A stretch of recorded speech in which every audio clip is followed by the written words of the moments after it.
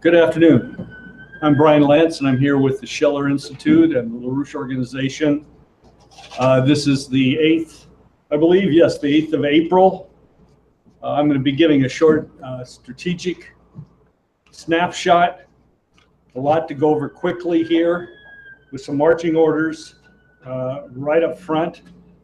And then we'll move, Ron will continue our ongoing series, Ron Batag, our ongoing series based on, so you wish to know all about economics, LaRouche's mathematical textbook on economics, on physical economy, the science of physical economy. So let me start out. As everyone knows, on the 6th, on Thursday of April, President Trump ordered an attack, a cruise missile attack on an air base in Syria. A number of people were killed, and the context of this was the purported chemical attack on Syrian civilians by the Syrian Air Force. Purportedly, that was the reason.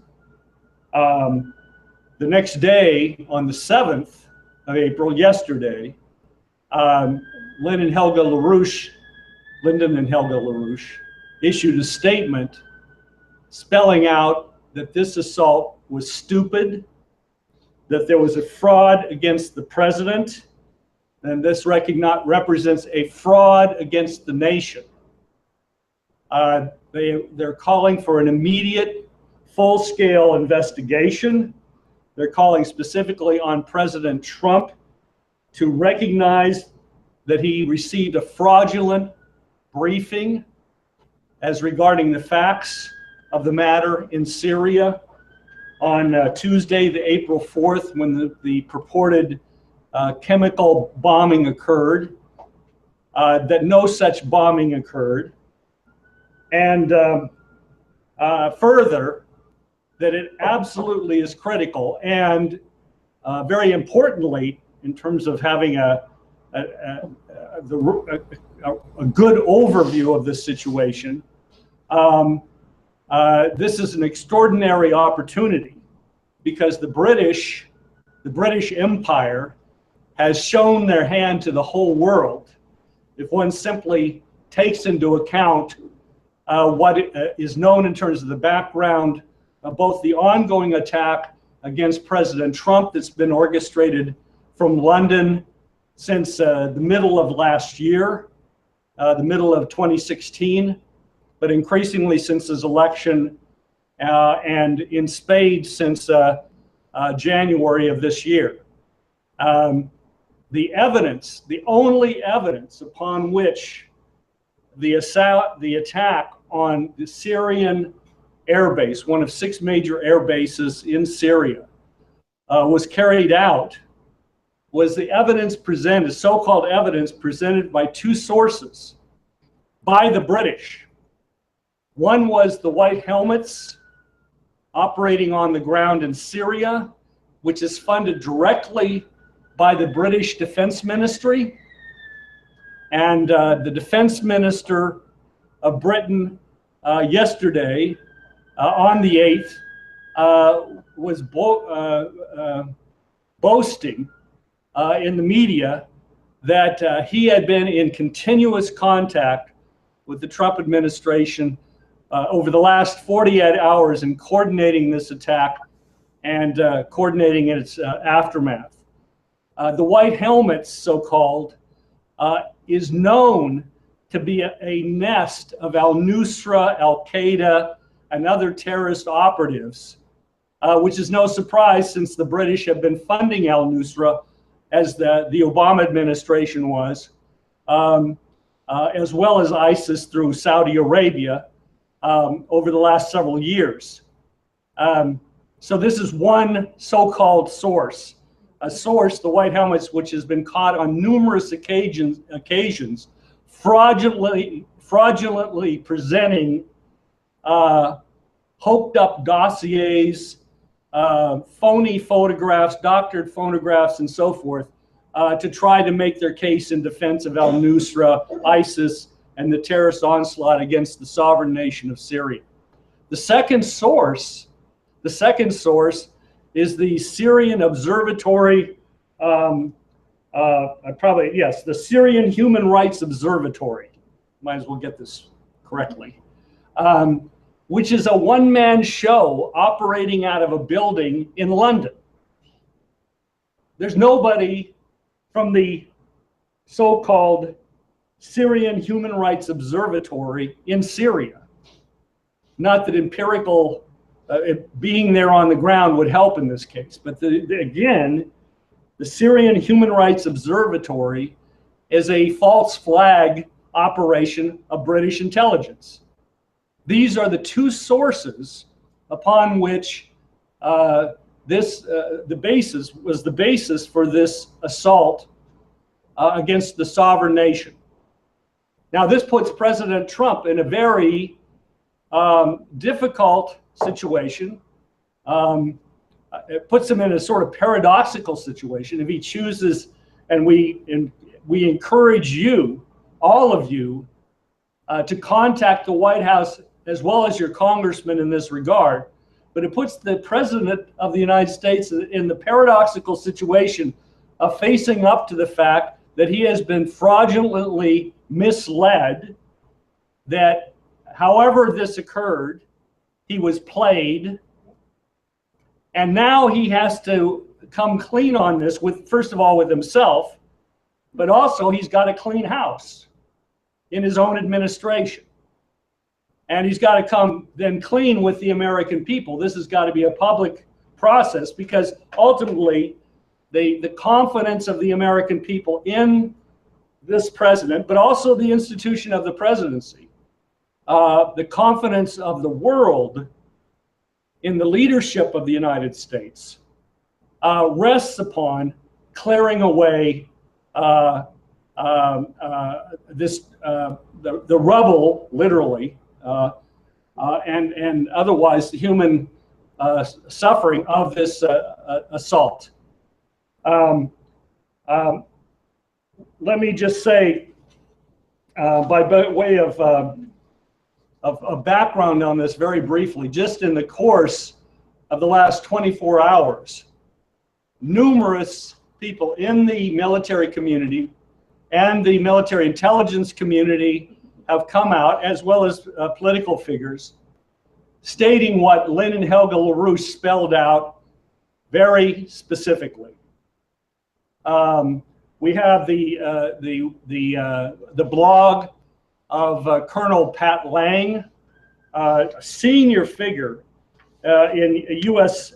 intelligence, former senior officer of U.S. military intelligence and the U.S. Army Special Forces, defense intelligence officer for the Middle East, South Asia, and counterterrorism. That's for the Defense Intelligence Agency.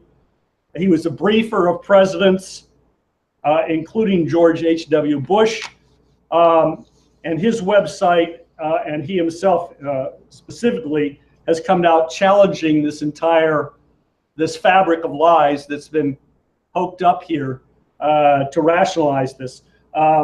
One of his correspondents in terms of a dialogue on his blog, who goes by the handle Publius Tacitus, spelled out the actual framework of what went down. And I'll just run through this very briefly. This is available on Colonel Pat Lang's website, Sic Semper Tyrannis. One, that the Russians briefed the United States on the proposed target in Syria that was supposedly bombed by chemical weapons by the Syrian army. The Russians had briefed the United States on this proposed target, that this target was a site of weapons and explosives depots for the Islamic rebels, for the ISIS, al-Nusra rebels, so-called, that the Syrian Air Force hit the target with conventional weapons. Third,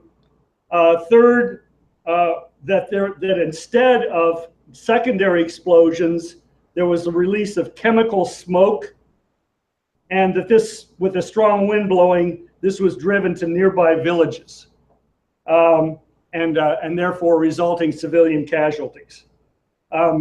So these are just kind of the nub of the matter as Publius Tacitus presents it on the website.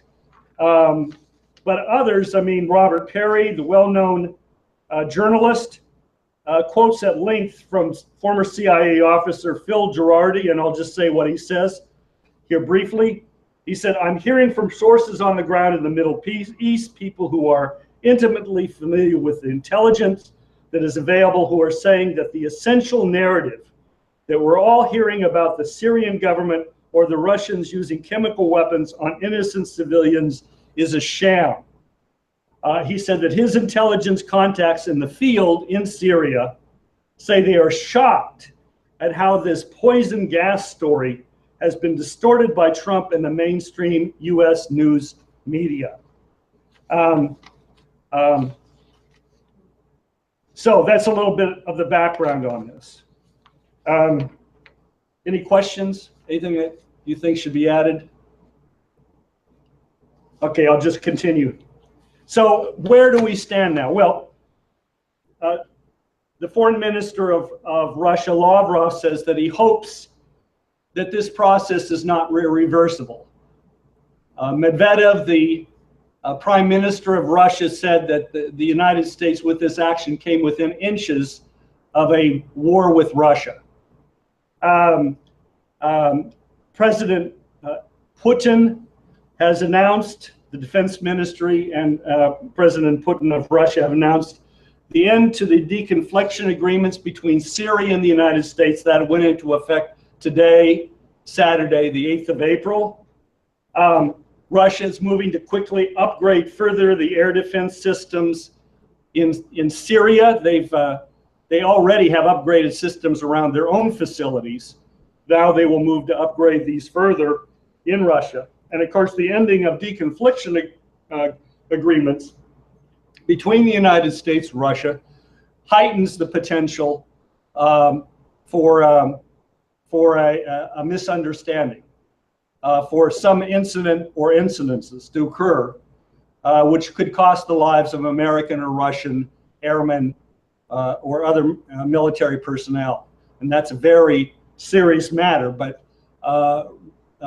the Russian foreign ministry had to state that with the bombing of Syria, the agreement was already essentially tattered paper. I think one thing I would add, and I wanted to mention it before, but let me just state it here. Rand Paul, Senator Rand Paul mentioned it. Tulsi Gabbard, Democrat, has also spoken to this. This action was an act of war. This was an act of war by the United States against another sovereign nation, which did nothing to us.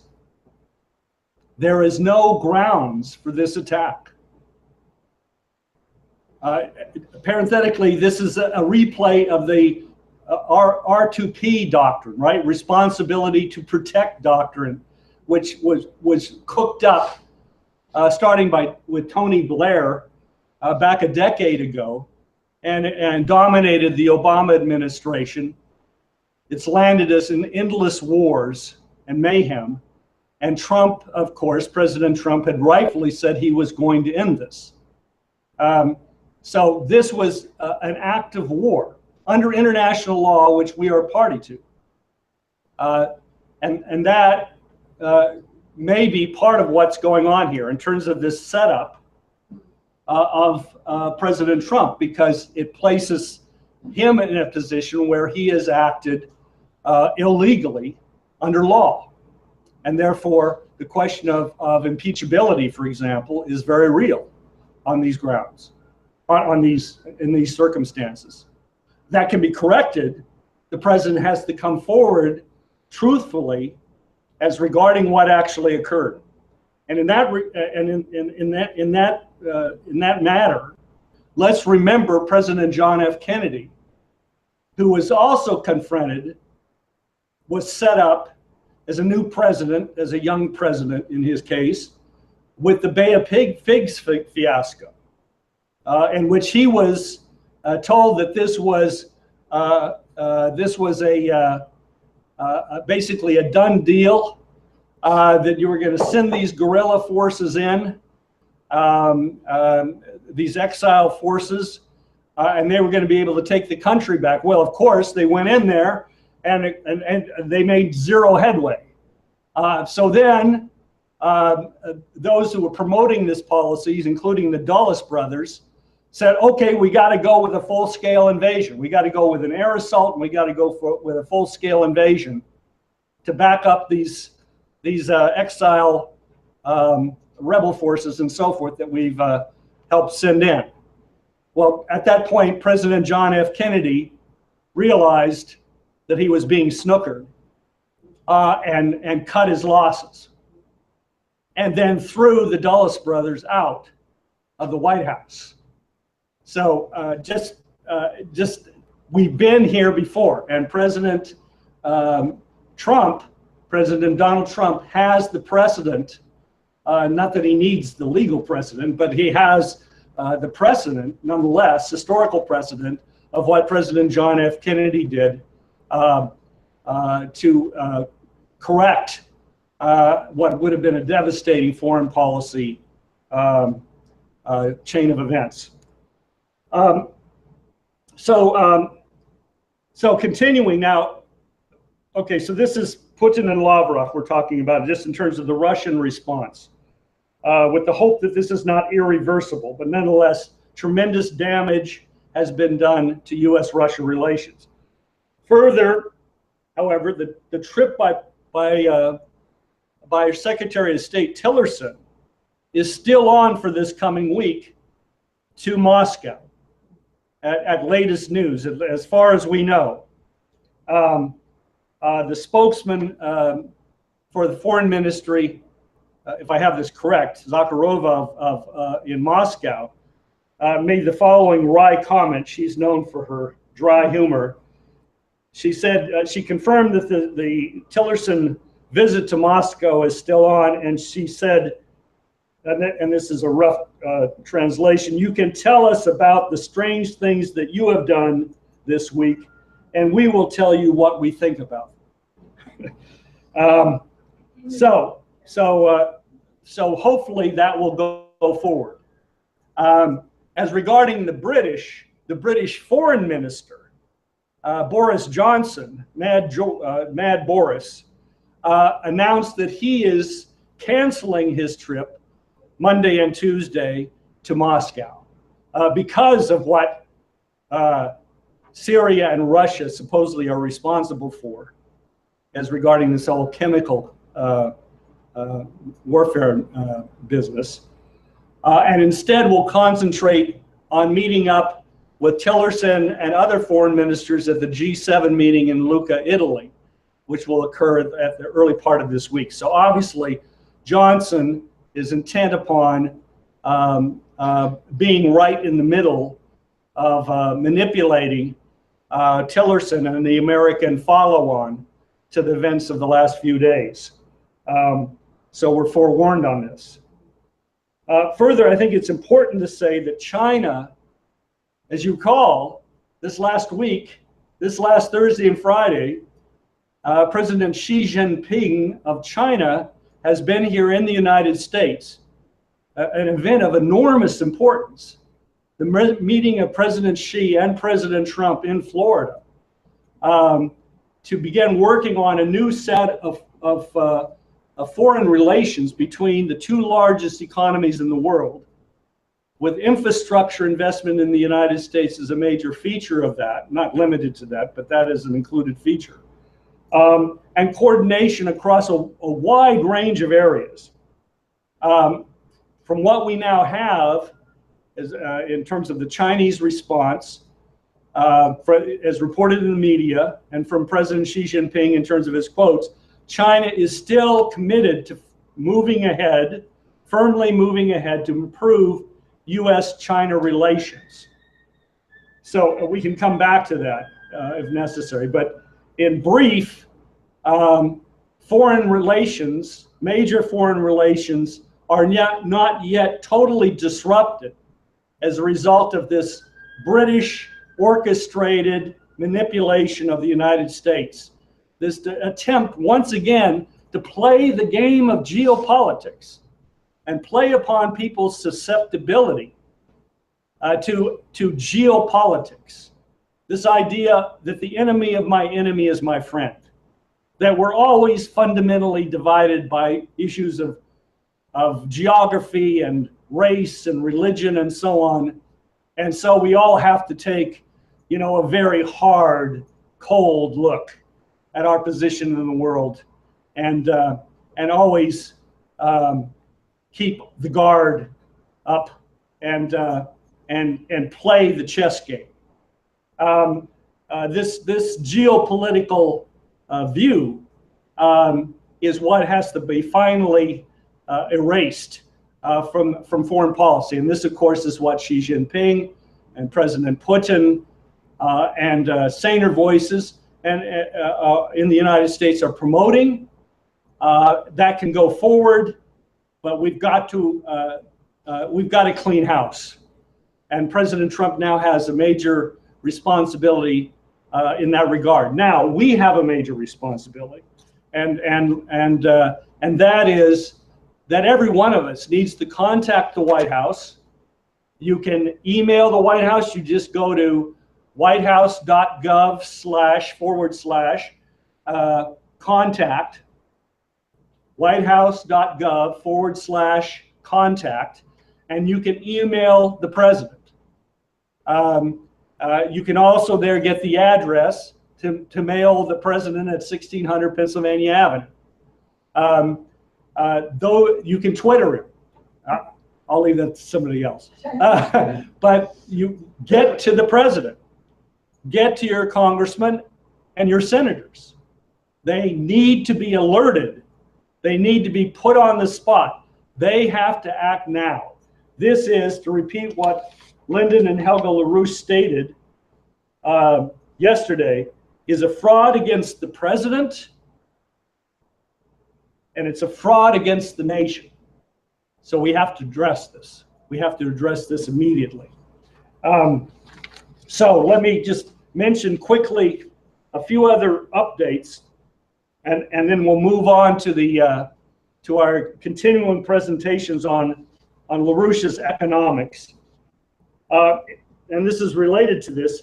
We just held yesterday, there was a wonderful event at New York University at the Tandon School of Engineering. The event was titled Engineering the New Silk Road. Tom Weissmuller, who was here last week, speaking here in Houston, chaired the event, moderated the event. He's an alumni from New York University. We had speakers on hydraulic engineering. Jason Ross spoke for the Schiller Institute on LaRouche's 4 laws of economic recovery.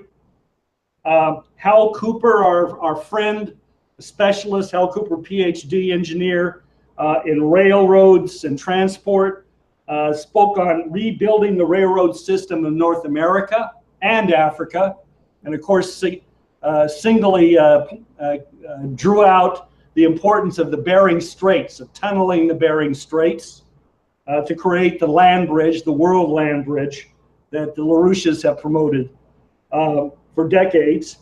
Alberto Pastagrio, I may have that wrong, from the Bolivian Academy of Engineering and Economics, spoke on crossing the Pacific, both with the new Nicaraguan canal that's now under early steps of preparation for construction, and also the Transoceanic Railroad. between Bolivia and Peru and Brazil. And he also spoke on rebuilding LaGuardia. He's an American citizen. He has a very real self-interest in that as well. Paktitanapura from Thailand spoke by video on the Craw Canal. So this was taking in the scope of these great projects. And the engineering students there apparently ate this up as well they should. And we'll be getting further reports on that. So this really is the process going forward. Next, let me add, Glass-Steagall has now been reintroduced into the new session of the U.S. Senate. Senate bill, is it 881, am I right on? Yeah, Senate bill 881. It's been reintroduced by the foursome that introduced it before. Elizabeth Warren, Senator Elizabeth Warren, Senator John McCain, Senator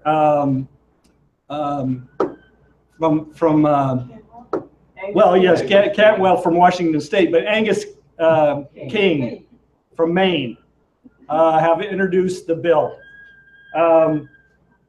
So there's now the House bill for Glass-Steagall and the companion Senate bill. So that's in the hopper, and there's a Bloomberg story out on this titled "Breaking Up the Banks Has a Lot to Like." So there'll be more of that. And just finally, I would just again underscore the importance of the meeting that occurred between President Xi Jinping and Trump. As Xi Jinping stated, we have thousands of reasons to make the U.S.-China relationship work and none to break it. So that is the overview going into this coming week, which is going to be a really singular week in terms of the history of the United States and the history of the world. And we will be holding our conference in New York City the 13th and 14th on building the Belt and Road, the One Belt and One Road. This is an international conference and now takes on a very special significance because of the events of the last few days. And we've got our work cut out for us. So with the Belt and Road in mind, with Glass-Steagall in mind, with the question of fundamental shift in economics away from the British system, let me introduce Ron Battag to take us forward on LaRouche's economics. Just one historic look. John Forster died in 1959, so it was his younger brother, Alan, the CIA chief. Fired, okay. I picked it up this morning from the briefing that the Dulles brothers both had been dumped, and I wasn't sure about that, but I thought, oh, well, I'm wrong. So Alan Dulles was fired as CIA director for his role in the Bay of Pigs. And if Foster was alive. Yeah. And if John Foster Dulles had been alive, he would have been fired as well.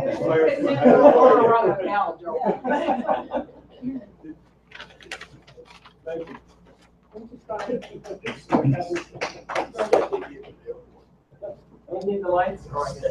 In a minute, yeah. So, on this ongoing discussion on the science behind Lynn's economics, we're now in chapter 5, and it's entitled "How Are Technologies Created? Where do technologies come from?"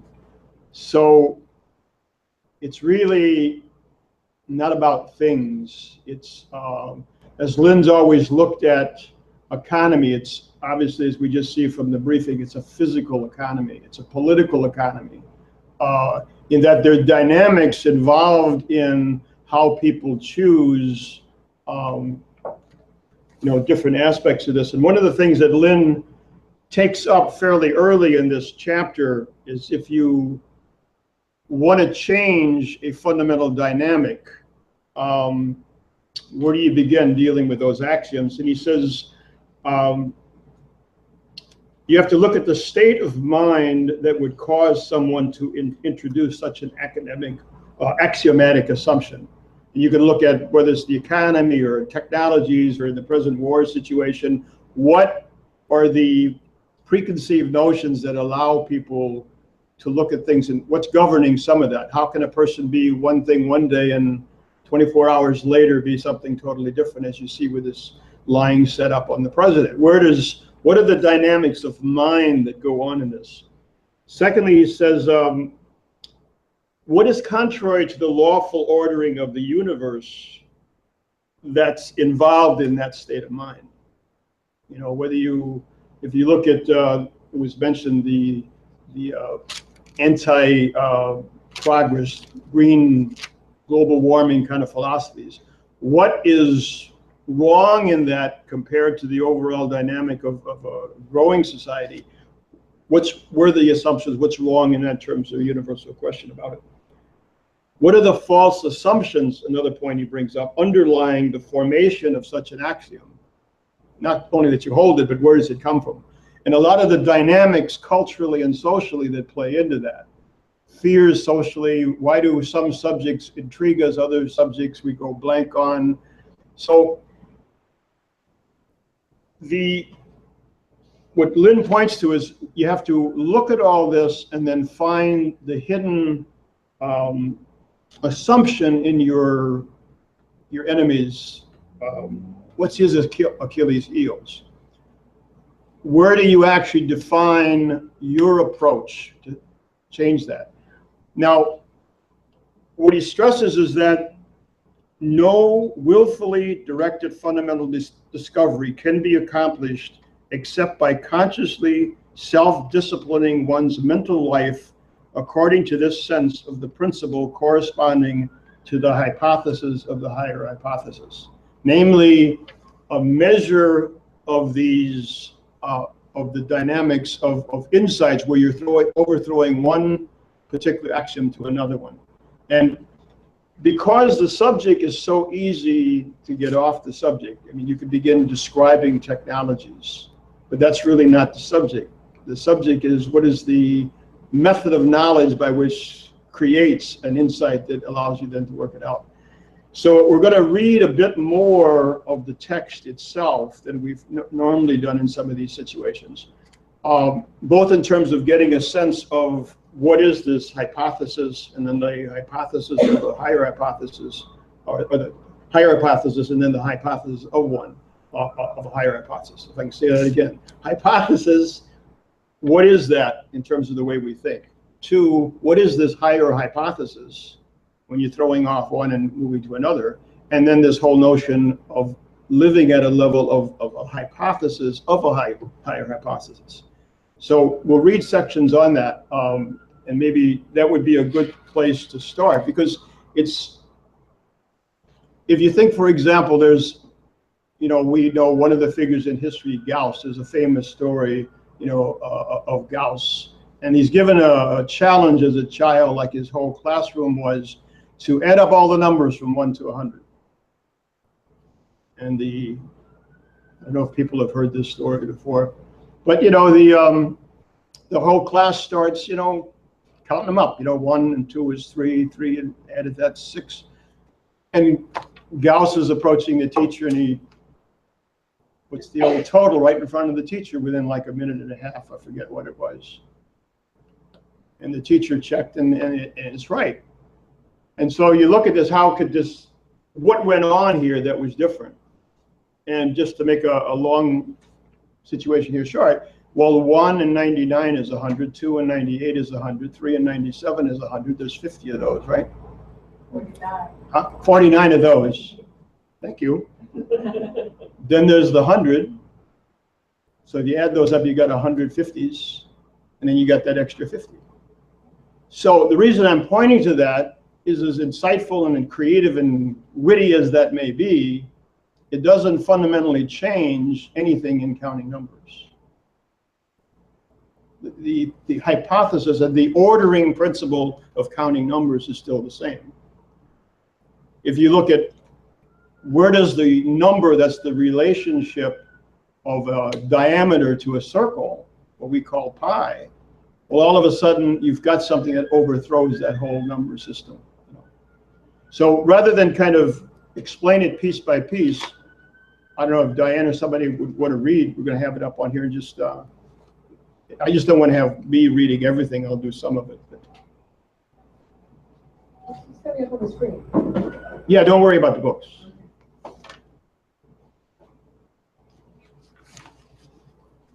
The notion of the hypothesis of the higher hypothesis defines 3 levels of formation of hypothesis. The first of these levels we identify as simple hypothesis, the second higher hypothesis, and the third hypothesis of the higher hypothesis. We describe these now by comparing these forms of hypotheses with the kind of thinking associated with a logical, deductive, interconnected network of theorems, each and all based conditionally upon an underlying set of axioms and postulates. Mike? No willfully directed fundamental discovery can be accomplished except by consciously self-disciplining one's mental life, and according to this sense of a principle corresponding to a hypothesis of the higher hypothesis. You must proceed from a consciousness of the fundamental principle underlying the production of successful higher hypotheses. That is your roadmap to discovery. It is readily recognized that we have required, as does Plato, the existence of a universal, unhypothesized principle toward which the perfection of the hypothesis of the higher hypothesis is directed. The recognition of the self-evidence of circular action in visible space by aid of the isoparametric principle and the corrected or more perfected discovery of the synthetic geometry of the continuous manifold, as premised upon the self-evident existence of self-similar conical spiral action, are approximations of the self-reflexive verb form, that which elaborates its own continuing transformation. The latter identifies by name an unhypothesized universal principle. The methods of synthetic geometry identify a perfectible but otherwise corresponding hypothesis of the higher hypothesis.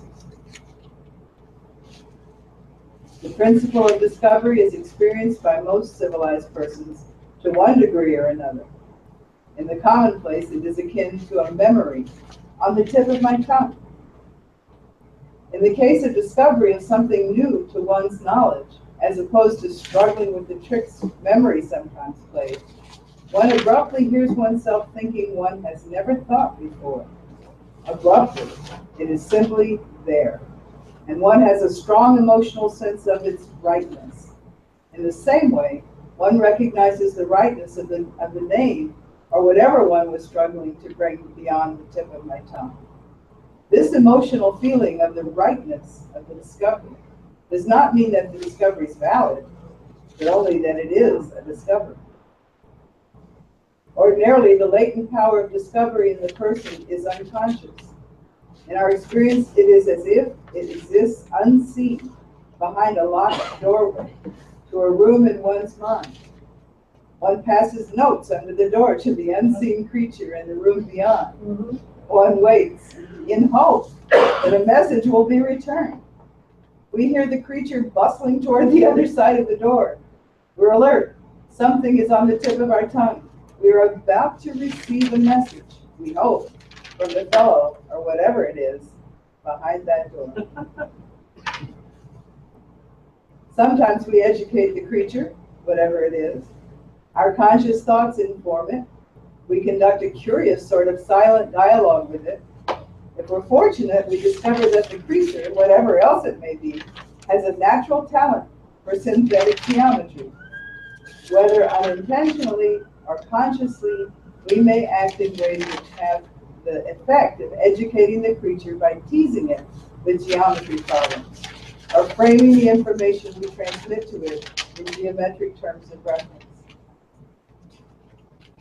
Meanwhile, it seems always to be listening at the doorway, overhearing everything we think.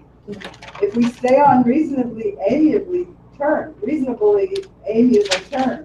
with the creature and supply it the materials it needs for its education, we will exhibit a relatively greater degree of creative intelligence to the exterior world. If we master the hypothesis of the higher hypothesis adequately, the door is unlocked, and the creature we confront, we recognize as ourself. Okay, what are we just talking Work that on or not? Yeah, you can put it back on. I didn't mean to read that much all at once, but it catches up to a point. The this whole question of the self-development, I actually pulled up at this point a number of this process of figuring things out and actually this coherent, ordered relationship with the world. You see a similar kind of thing in the way Dante develops the Commedia, and then at the final, through all the stages, he's really actually looking and seeing himself. This ordered process, like I said, a couple of these things were run together. I didn't see the break. A similar kind of situation takes place, for example, in self-portraits. When you and I pulled up a couple of them here. We can where the measure of our own coherence of mind, as Lynn develops in this notion, I want to go back to these n to n+1 relationship, where you actually figure something out and it sets up another whole dynamic. And we can talk a little bit about the discovery and the isolation of radium by Madame Curie, and then the processes that come off of that.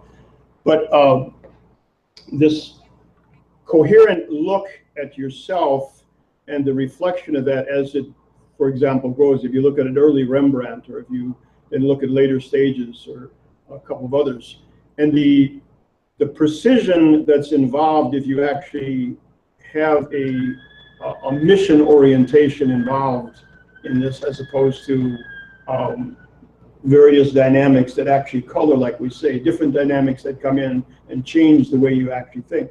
So Mike, you might put up the first, I'm not going to go into a lot of these, it just makes a point. Oh, it's that. So this is an early Rembrandt. Just go then to the next one. I'm just going to flash through these. That's pretty dark. But where the subject is actually, like we talked about a little earlier, how do you make consciousness itself and the method of that consciousness and the not only that you're thinking something, but are you thinking about it correctly, and is it actually developing the higher and higher powers? This self-reflective dynamic is the subject as opposed to a particular thing. The next one is, this is Durer self-portrait on when he was 11 years old. And the interesting thing about this, it's done in a kind of a silver medium, and there is no way you correct mistakes. So if he made a mistake, it would be there today, you know. And again, you see the change of the subject between this is self-portrait at 11 years old, and then the next one, which he's 28. And you see the subject actually changes to this more a question of addressing self-consciousness. Now, the next one is a little surprising. It's another young guy. This is a young fella at 18, happens to be known by the name of Picasso. I'm not going to say that. Huh. And then there's when he was 25. And then we'll meet him at 89. Yeah. And now there's 90. Oh my God. You can't even find his So we can go to the next slide. So again, another rendition of the subject of contemplation. What's the subject? Well, it's Aristotle studying in the bust of Homer. Homer is a blind statue, and actually it was a little brighter in things. The features and the aura around the bust of Homer is much more alive and active than Aristotle, who is actually quite dead in terms of his own understanding of these things. Anyway, I thought it would just like a number of images to focus a little bit on this question of measuring, as Lynn lays out, these 4 levels of knowledge. The one hypothesis, you have a fixed order, and the criteria match that. Everything in that system coheres with that, is a logical deduction off of that hypothesis that oversees the whole system. One example would be the circle ordering the various polygons that are, inside the circle. You can have more and more polygons, but the circle always is the boundary condition ordering the ones below. In the hypothesis of the hypothesis, or I should say the higher hypothesis, you have that being changed. So, for example, the dynamic that became conscious to people, for example, with the discovery of photoluminescence around uranium by Becquerel, I think it was. Marie Curie picks that up and actually studies that and locates it in other, or at least is studying it and finds it, for example, and isolates radium, which has the same, qualities. So, and she, not to go into a lot of detail on that, but in 1919, she receives the Nobel Prize in chemistry for that isolation, determining the atomic weight, and then looking at some of the other properties. She, in fact, died in 1934, a victim of that radiation poisoning. But that's a second story. The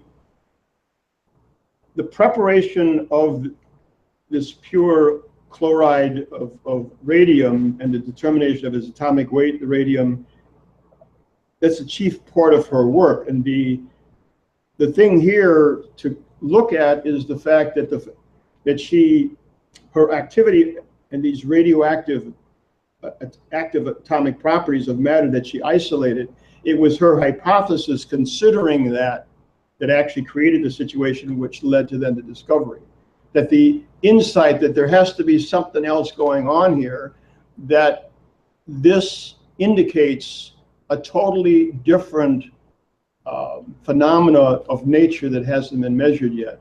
And that property is what then has to be, that's what she isolated, developed. But the proof and the development comes off of this hypothesis and this commitment to figure it out.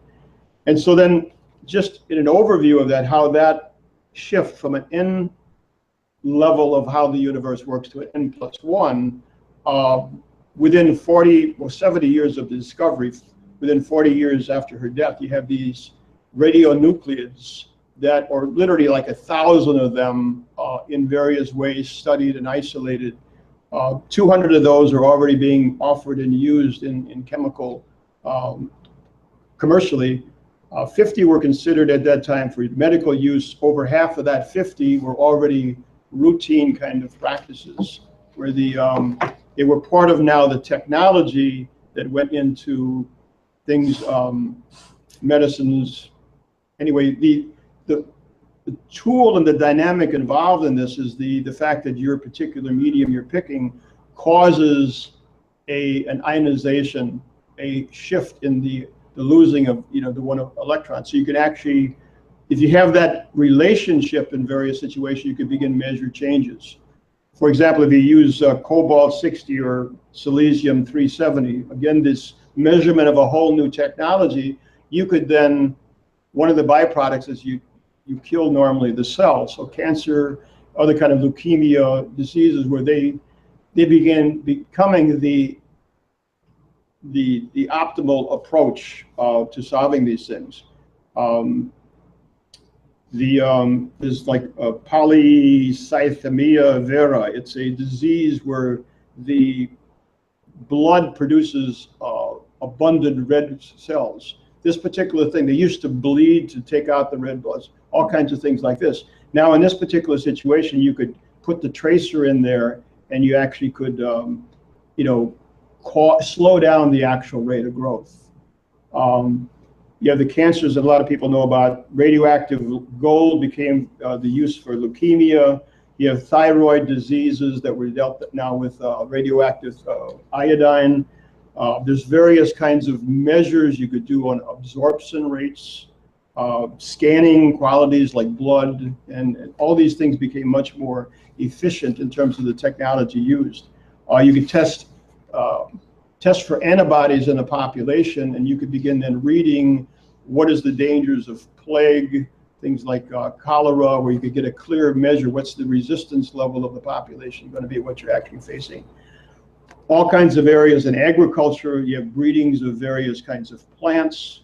You could measure the rate at which fertilizers being taken up, measure the ideal area in which you could pull it to get the best absorption. You can measure protein content. You can increase the control of mutations. You could have a lot of different mutations which normally happen over a long period of time by accident. You can now cause these things and study them. How you could increase the structure of the plant, increase the proteins. You could reduce the growing period. Like in one case, rice, they actually, I think it's the Rami rice out of China, they reduced the growing period by 3 weeks. There's castor oil seeds in India. They mature in 120 days in some cases compared to others, 120 versus 270. Fertilizers, the applications, like I said, the effectiveness of it. Animal husbandry, they didn't pick it up. There might be more going on now, but mostly the killing of parasites, different kinds of insects. They develop immunities to various insecticides. Well, if you run these sterilization programs where you're sterilizing the male insect, in many cases like the screwworm, the Mediterranean fruit fly, the rice stem borer, the olive fly, all these things have almost been eradicated because of these kinds of approaches. And then you have all the situations in industry of different measurements, compounds that give you dials and instruments that you can have self-luminous, radioactive uses of, that's actually a radioactive nuclide with a zinc sulfide. There are all kinds of flaws you can detect using these kinds of things where you measure the particular structures. Cracks, thicknesses up to 15 centimeters of steel can be radioscoped. You can measure the charge buildup in insulation material and ionize the atmosphere, oxygen, and ionize the air and break it. Thicknesses of plastics, linoleum, paper, metal, all these things are based on beta particles being set through the substance, hitting a shield at the rate they go through and the numbers they go through. You can measure thicknesses, as they said, you can measure things from less than 1,000th of an inch to sheet metal a number of inches thick. So the application of all these kinds of technologies, measuring foundations for fractures, all these kinds of things. You do it with pipelines. Pipelines, right. Okay. That's one of the things they mentioned. Yeah. These kinds of pipes where you actually locate the flaw. How do you do that? I mean, do you do it with special equipment, I presume? Well, in some cases, like with medical, also they have a device whereby they send a balloon or something through a vessel, a real small opening. It's much better than X-rays because you can take it anywhere. An X-ray, you'd have to roll the whole thing in. So, but in many cases, you put a particular substance in a fluid, and then when that substance shows up outside the pipe, this kind of thing. And they actually measure in mixtures of various components of things, even like various kinds of confectionery flours and things. you put something in, for example, like sodium-24, which has a real sharp half-life.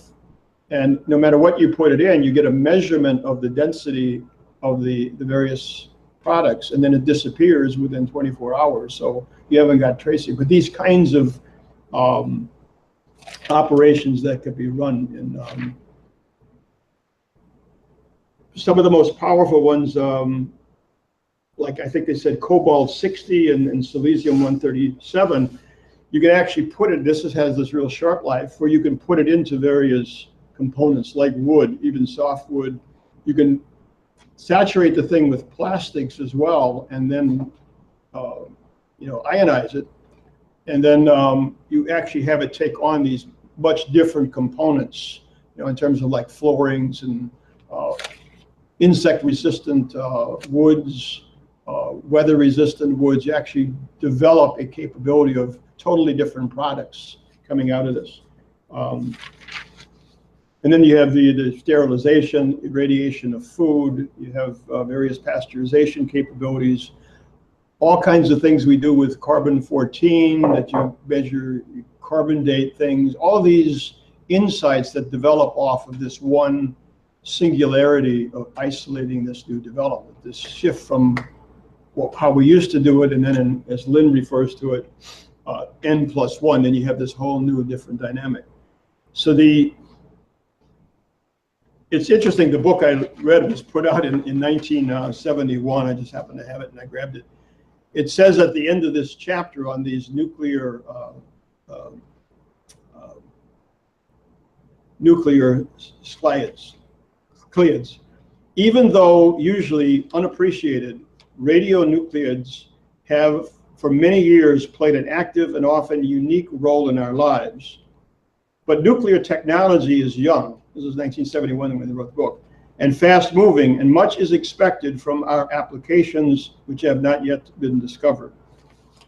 Most important of these are the use of nuclear energy for propulsion and peaceful use of nuclear explosions. So the manner in which not only individuals go backward, in terms of looking at Picasso there, who had, as a young fellow, and this kind of this measure, as Lynn's getting at, this measure of these dynamics, not just that you have the phenomena, conscious or unconscious at first, of this shift to a higher level, that there is a hypothesis of those kinds of hypotheses, that this dynamic of the human mind to be looking for that kind of change, that you live at a level of expecting those kinds of breakthroughs. And there was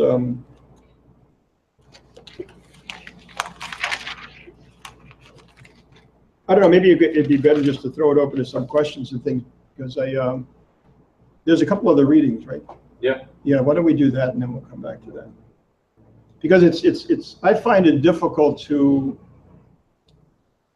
keep it away from talking about things. And I think the reason I wanted to do reading is because Lynn obviously self-consciously has identified that, and identified it correctly, because you look at the manner, not in which his own insight, but the fact that he's created youth movements based on these principles of working through key breakthroughs, and then having a social phenomena, political reality come from that. So, no longer is the human mind's creative potentiality a source of value placed upon the individual by public opinion. Those characteristic features of concentration span associated with the power to assimilate new discoveries are being turned off by the action of an irrationalist choice of personal social identity. Without a reversal of this trend in public opinion, a cultural paradigm shift to a moral, rational sense of identity within the setting of technological progress, the United States is soon doomed to be virtually extinct through the moral decay within it.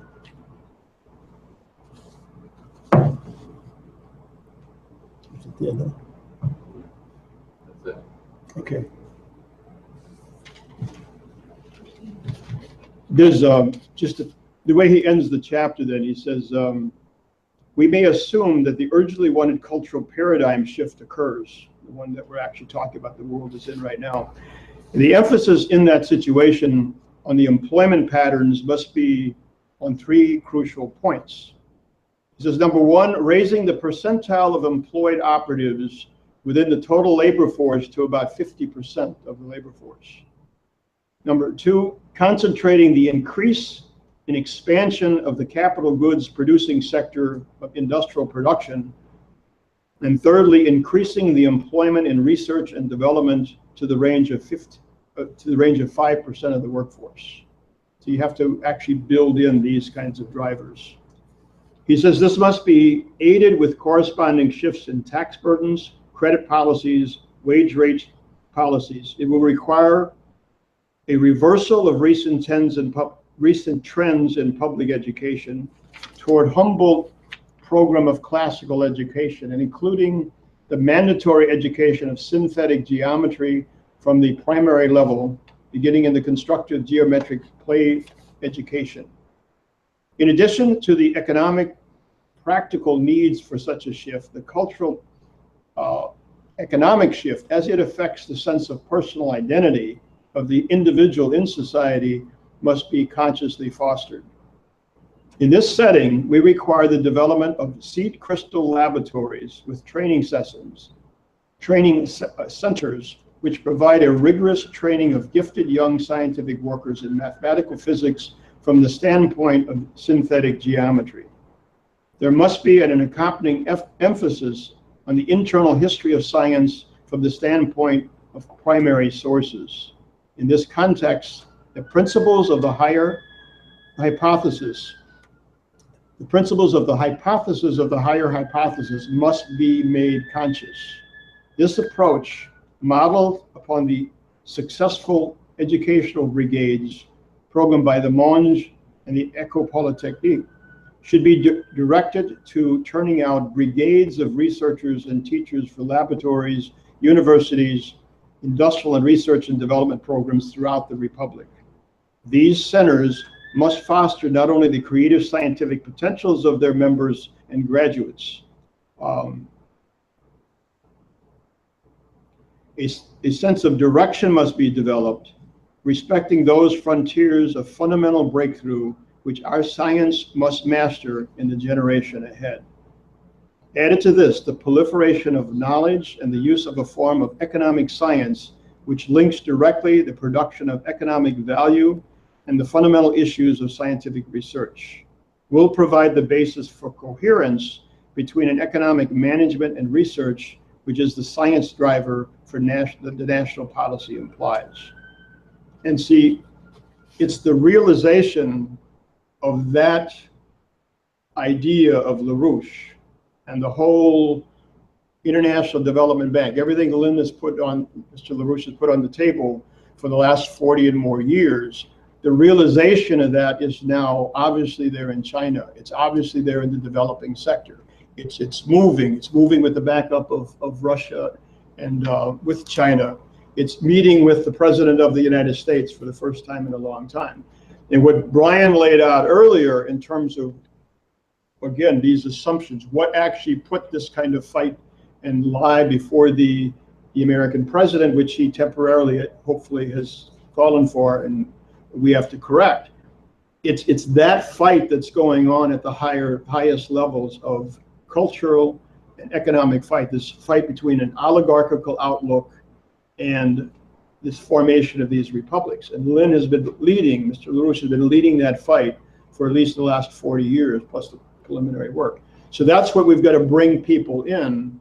And one of the reasons to read it is to actually look at the rigor that Lynn has actually always brought to this, and at 94, still issuing and leading in that kind of form. So again, people should take up the whole book. There are actual pieces out here in other forms in terms of some of this battle. It's all on the site. People should really invest in their development of their own capacity to live at this, understand, and then also live at this level of insight. So I'm going to leave it there. It's a little scattered, but I think People should, we've got to fight to stay at this level of thought. It's not about just thinking whatever. There's a measurement in terms of our application to the universe. That's where the new technologies to build this, the galaxies as well, is going to come from. Anyway, any questions? What was the book you read? Yeah, the book. Yeah, I did two. One is I got from Brian, just the, I didn't read from it or anything. Madam, Curie, just on the history of it, but the book. Their book, Radioactive Substances by. Yeah, and then the one I just pulled out of a library, it's Man and the Atom. It just goes through the uses of nuclear energy. It goes through a lot of the technologies involved and things like that, but also this application of the uses of these kind of measurements. It's a totally, obviously different power that man has built. So really gives you an idea of what Lynn's notion of platform is. exactly. Put it that way. Yeah. Yeah. Yeah. And so Not just infrastructure. yeah, and Lynn also talks about them being a species of development. You have a particular shift from like n to n+1, that platform shift, and then you've got different, like all of these tracing elements, whatever, they work off the same principle, but you have an increase in the number of singularities. And if you read Lynn's writing on his own breakthroughs, how do you measure whether something is a new principle? And he discusses that in the form that, one, it answers, there's a fundamental question that's posed ontologically, that you have a situation like radium. Here's a different phenomenon. So it asks a fundamental question that can only be answered by changing the way you think ontologically. You actually have, that is the subject. It's not just any subject. It's not, I think this is a principle. It's actually a subject that involves that kind of fundamental question of being, ontological. And then the determination of whether that is a principle or not, once you're looking at that, is does the solution to that, does your approach actually answer that question? Does it take it to a higher level? Does it increase the number of singularities, and create this this dynamic of the relative potential population density increasing? So there's a rigorous method also in terms of how do you measure whether you're actually making that progress. So I think the thing about Lynn, no matter what you read, the rigor by which he takes you through in every one of those situations, whether it's culturally, economically, politically, obviously they're all, like I said earlier, a political economy. And there's a fight in the world around that political economy. And obviously the British are moving to destroy any potential of this being put on the table. So, yeah, it is like these platforms, yeah.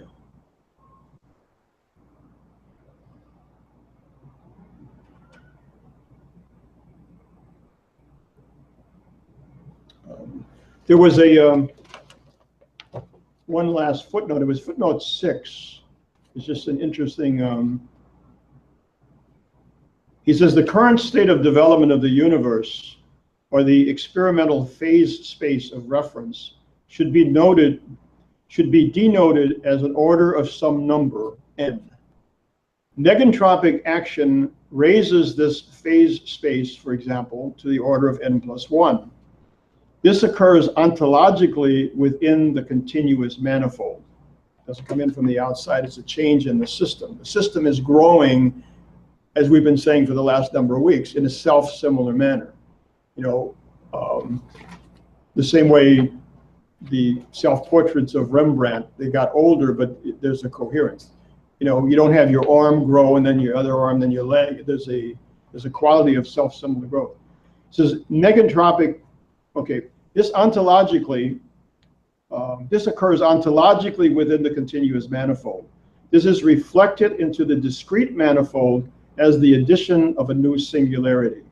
This is also reflected as a change in the metrical characteristics of action observed within the space of the discrete manifold. That metrical change is the experimental fact bearing upon hypotheses respecting the continuous manifolds. And Lynn's contention has always been, if you start looking at these developments, at this hypothesis of the higher hypothesis level, then there is what is the ordering principle behind that development? Whether you're looking at the universe or whether you're looking at your mind's insights, the mind itself. And see, at that point, many people located in a somewhat mystical form, call it God and whatever. And the question here is, how do we maintain and keep it self-conscious, that it's actually a knowable process? And that if you really understood that, then you also understand the real role of a Jesus Christ, whatever you want to get into. The question is not mystical, the question is knowable. And as Lynn says at the end of this particular footnote, he says, if this be so, then a relativistic change must alter the characteristics of physical space-time such that the quantum values and the speed of light are changed relativistically. This conjecture is supplied to illustrate what we ought to keep as a nagging thought in the back of our minds as we proceed with mapping out experimental hypotheses for the day-to-day investigations.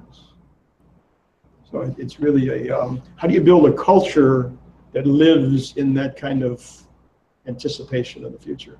That's what the British are moving against. I mean, they've hated this historically.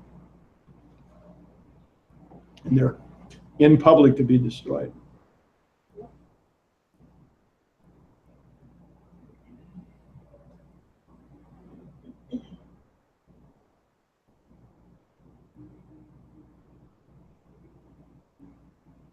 Diane, did you bring in the marker to do the diagram? You raised the question.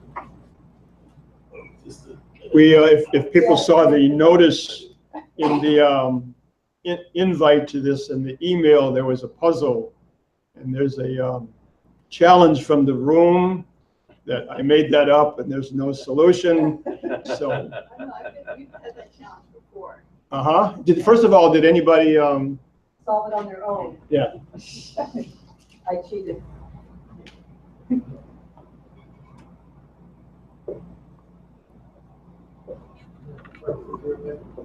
If you could describe the dots. Okay, there's 3 rows, 9 dots total, 3 in a row. 3 by 3 grid. So. And the question was, putting your pen or marker on the board without lifting it, connect the 9 dots with 4 lines, 4 straight lines.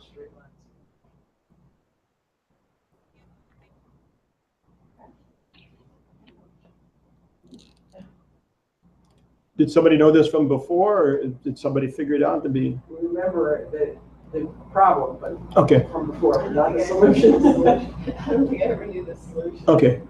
Joe actually. No, Diane, no. No ringers, even if he.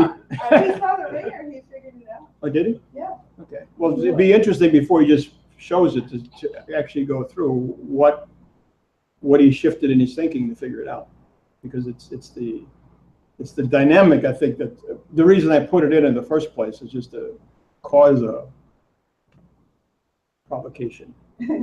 It's sort One of thing I the, remember, I'm sorry, go ahead, Diane. well, it's sort of the idea you were getting at, in your talk about the higher hypothesis, hypothesizing outside the box. But that's you keep studying different ways. You try something, it doesn't work, and this also brings in the question, as Lynn lays out, what keeps the scientist going? All right. You try this, it didn't work. Well, there's a passion involved in it. And so you try something, you have various hypotheses you're working on. Maybe that one doesn't work, but you start looking at different ways to come about it. Yeah, so it has that. I'm not saying this is an n+1, really. relationship here, but it poses those kind of questions. What are the logical constructs am I putting on the way I think that is temporarily blocking the situation?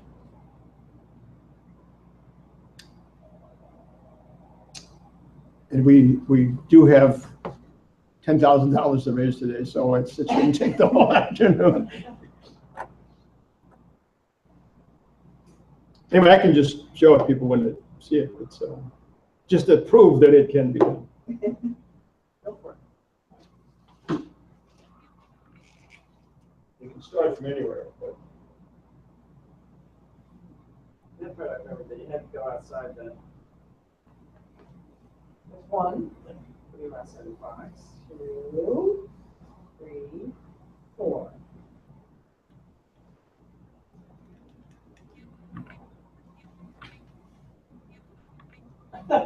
just so people say I missed. Yeah, Joel, but he moved one of the dots to fit it on the line. He did. I've been trying to do that, but it didn't work when I did it. Well, I remember you had to go outside that box of just the 9 dots, that part I remember. Yeah. Anyway, it's just a challenge. You had to go up on top of the mountain. Hmm? Go to the mountain top.